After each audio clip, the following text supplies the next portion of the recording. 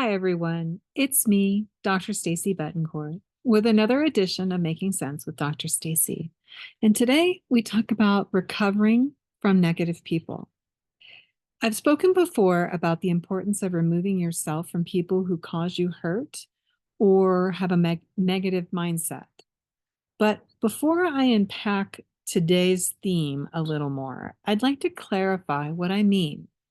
Can we all be negative at one time or another? Yes. Is expressing negative thoughts healthy? Actually, yes. Especially when you are expressing those feelings to someone that you love, care, and trust, and they love and care and trust you, and you reciprocate when they need to decompress and kind of debrief on certain things, or using a professional, someone who's certified, who can help you kind of unpack everything. Because the idea is when we are dealing with negativity, there is always a core issue.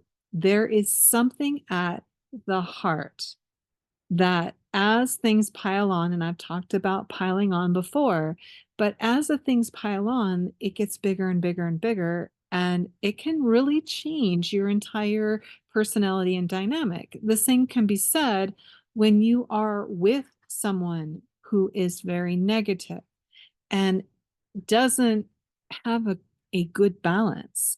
Because yes, we can be negative. Yes, there are things that upset us. Yes, there are things that don't go right. And that's okay. The idea is, though, if you are living with a constant negativity, that's a little different. And that's what I'm talking about. The idea is that when you separate yourself from someone who is very negative, and that is their mindset, this is who they are.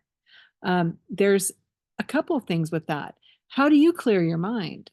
And how do you clear the actions caused by residual feelings based on the influence? That happens. If you find yourself with very negative people all the time, guess what? You join them. It's human nature.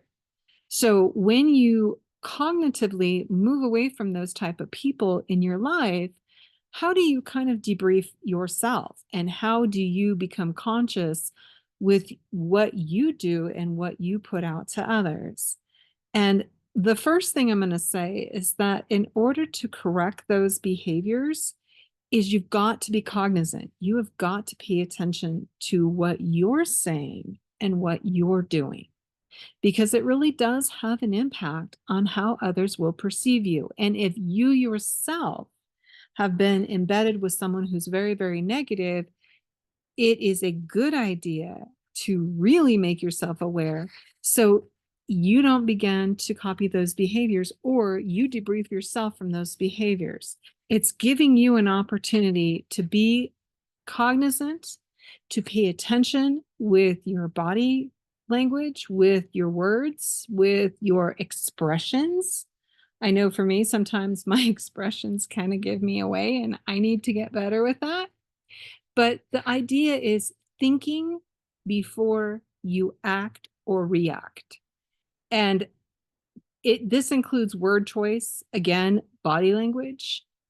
It's saying all those things that you've got to take into practice. Take that extra second and kind of think about it. What am I about to say? Is this too negative?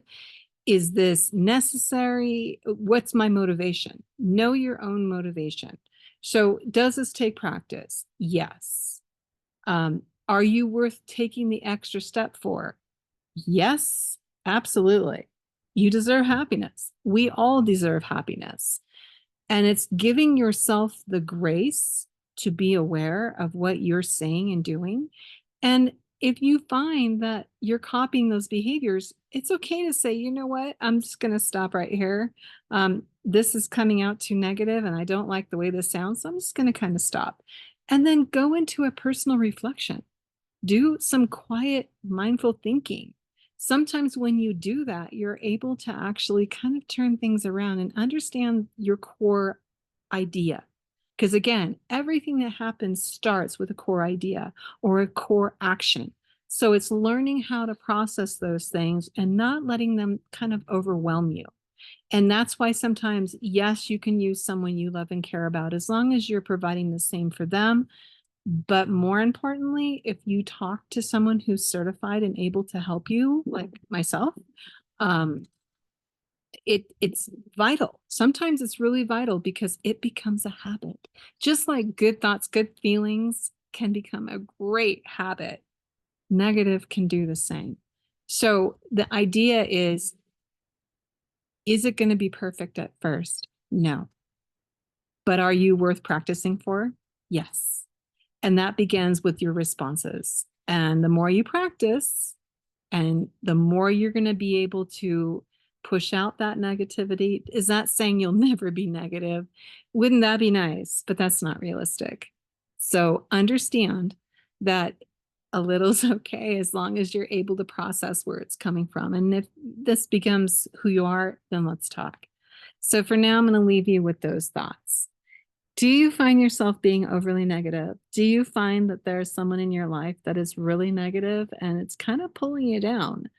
Well, next week, I'm going to talk to you a little more about how to deal with that because I think that, yes, I've talked about separating yourself from negative people, but I'm going to help you with what are some of the things that you could say and maybe offer them some help.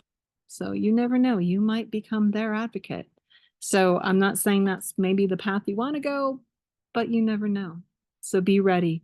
As always, please give yourself grace. Give others grace. We don't know what journey that they're on. We're all on a journey. We are all on a journey. So remember that. And for now, remember to be kind. Be kind to each other. It doesn't take a whole lot. So remember that. And for this week, that's it. I wish you all a great day, a great evening. Enjoy yourself. Do something positive for yourself. Sometimes those little things matter. So for now, this is Dr. Stacy Betancourt with another edition of Making Sense with Dr. Stacy. Take care.